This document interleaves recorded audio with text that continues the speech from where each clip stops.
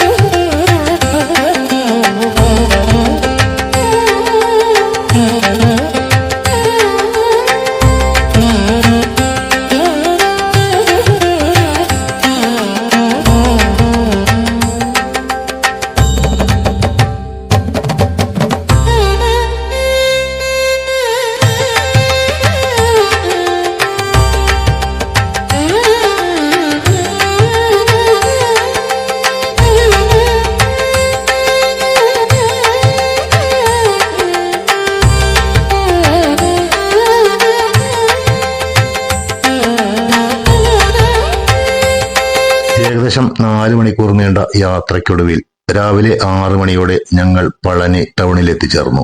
ടൗണിലേക്ക് പ്രവേശിക്കുമ്പോൾ തന്നെ ദൂരെ മലമുകളിൽ ഉയർന്നു നിൽക്കുന്ന പളനിമല ക്ഷേത്രം ഒരു പൊട്ടുപോലെ നമുക്ക് കാണാൻ കഴിയും. ദിനംപ്രതി 10,000-കണക്കിന് ഭക്തർ എത്തുന്ന പളനിമലയിലേക്ക് ഞങ്ങളും എത്തിക്കഴിഞ്ഞു. ഈ തീർത്ഥാടന യാത്രയിൽ ഒരുപാട് ക്ഷേത്രങ്ങൾ ഞങ്ങൾ സന്ദർശിക്കുന്നുണ്ടെങ്കിലും ഈ യാത്രയുടെ ആദ്യ ഭാഗം പളനിമല ക്ഷേത്രത്തിന്റെ വിശേഷങ്ങൾക്കായി മാറ്റിവെക്കുന്നു.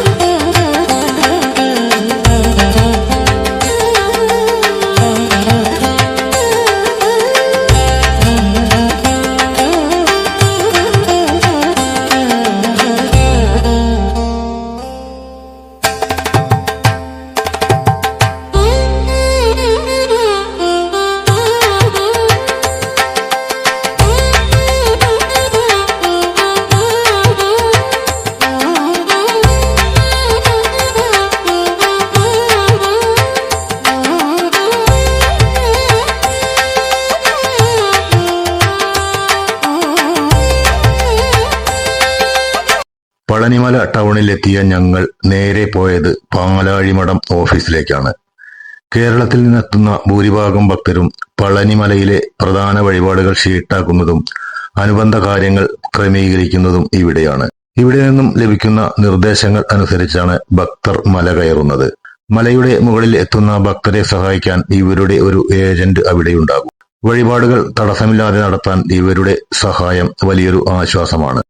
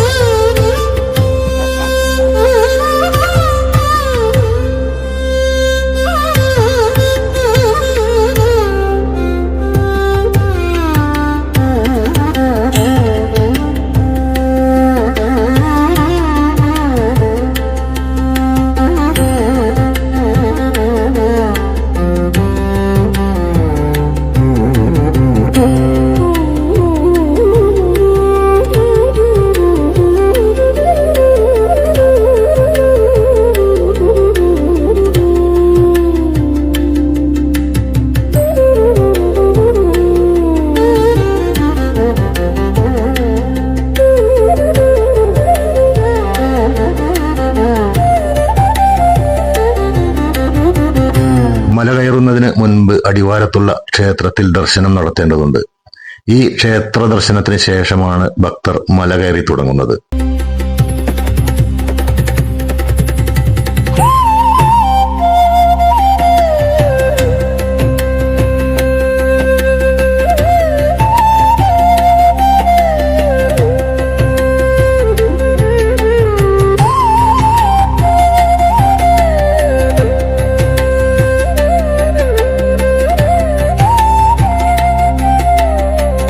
പടികൾ കയറി മുകളിലേക്ക് പോകാൻ ബുദ്ധിമുട്ടുള്ളവർക്കായി ഇവിടെ വിഞ്ച് എന്ന പേരിൽ അറിയപ്പെടുന്ന ട്രെയിൻ സൗകര്യം ലഭ്യമാണ്.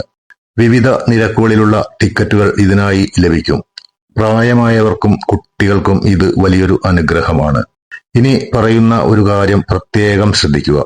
പളനിമലയിലെ ക്ഷേത്ര പരിസരത്തും മല കയറുന്ന വഴിയിലും ക്യാമറയോ മൊബൈൽ ഫോണോ ഉപയോഗിക്കുന്നത് കർശനമായി നിരോധിച്ചിട്ടുണ്ട്.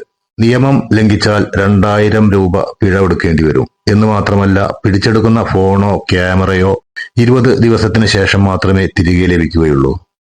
അതുകൊണ്ട് തന്നെ വളരെ റിസ്ക് എടുത്താണ് ഈ കുറഞ്ഞ ദൃശ്യങ്ങൾ പോലും എനിക്ക് ചിത്രീകരിക്കാൻ കഴിഞ്ഞത്. മലമുകളിലെ രംഗങ്ങളാണ് നിങ്ങളിപ്പോൾ കണ്ടുകൊണ്ടിരിക്കുന്നത്. ക്ഷേത്രത്തിനുള്ളിലെ ദൃശ്യങ്ങൾ പകർത്തുവാൻ കഴിയാത്തതിൽ ഖേദിക്കുന്നു.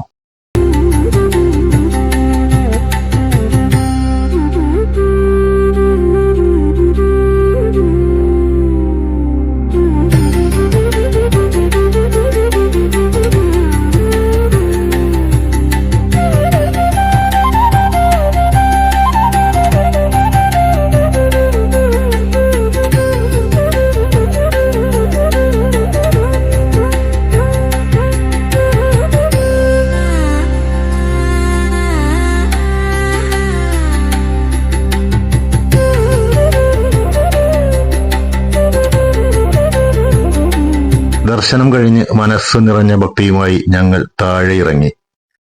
ക്ഷേത്രത്തിന് പുറത്തുള്ള ആ സജീവമായ കാഴ്ചകൾ കുറച്ചുകൂടി ക്യാമറയിൽ പകർത്തി. ക്ഷേത്ര പരിസരത്ത് വഴിപാടുകൾക്കായി ഒരുക്കിയ പൂമാലകളും പഴങ്ങളും മറ്റ് പൂജാദ്രവ്യങ്ങളും വിൽക്കുന്ന കടകൾ ധാരാളമുണ്ട്. തമിഴ് സംസ്കാരത്തിന്റെ നിറക്കൂട്ടുകൾ ഈ തെരുവുകളിൽ നമുക്ക് കാണാൻ കഴിയും. പളനിയുടെ ആത്മീയത അവിടുത്തെ ഓരോ തെരുവുകളിലും അലിഞ്ഞു ചേർന്നിട്ടുണ്ട്. സമയം ഇപ്പോൾ ഏകദേശം 11 മണിയോടടുത്തിരിക്കുന്നു. രാവിലത്തെ ദർശനമെല്ലാം കഴിഞ്ഞ് ഞങ്ങൾ നേരെ പോയത് ബ്രേക്ക്ഫാസ്റ്റ് കഴിക്കാനാണ്.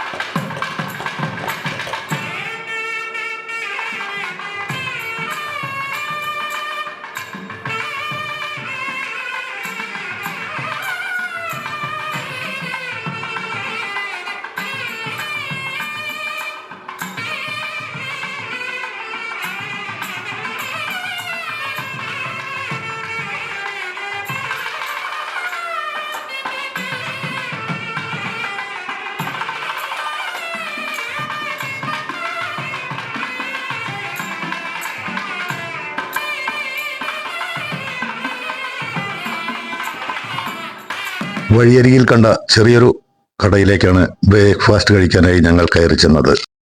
പളനിയിൽ വലിയ ഹോട്ടലുകളേക്കാൾ ഇത്തരം കൊച്ചു കടകളാണ് കൂടുതലും ഉള്ളത്. ലളിതമെങ്കിലും രുചികരമായ ഭക്ഷണം. ആ ചെറിയ കടയിലെ വിഭവങ്ങൾ കഴിക്കുമ്പോൾ ഒരു നാടൻ അനുഭവം തന്നെയാണ് ലഭിച്ചത്.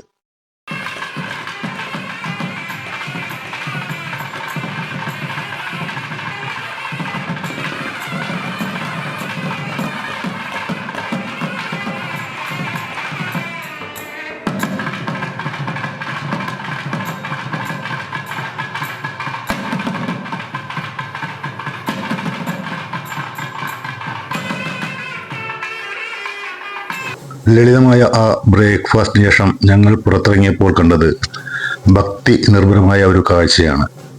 മനസ്സിനെ കുളിർപ്പിക്കുന്ന ഒരു അനുഭവം. നിറപ്പകിട്ടാർന്ന പീലിക്കവടികളേന്തി ഭക്തിയുടെ ലഹരിയിൽ നൃത്തം ചവിട്ടി വരുന്ന ഭക്തർ. ഇതിന് പാശ്ചാത്തലമായി മുഴങ്ങുന്ന മനോഹരമായ വാദ്യമേളങ്ങൾ. പളനിയിലെ ഈ ദൃശ്യം കണ്ടു നിൽക്കുന്നത് തന്നെ ഒരു പ്രത്യേക അനുഭൂതിയായിരുന്നു. ഈ മനോഹരമായ നിമിഷങ്ങൾ കൂടി നിങ്ങൾക്കായി ഞാൻ പങ്കുവയ്ക്കുന്നു.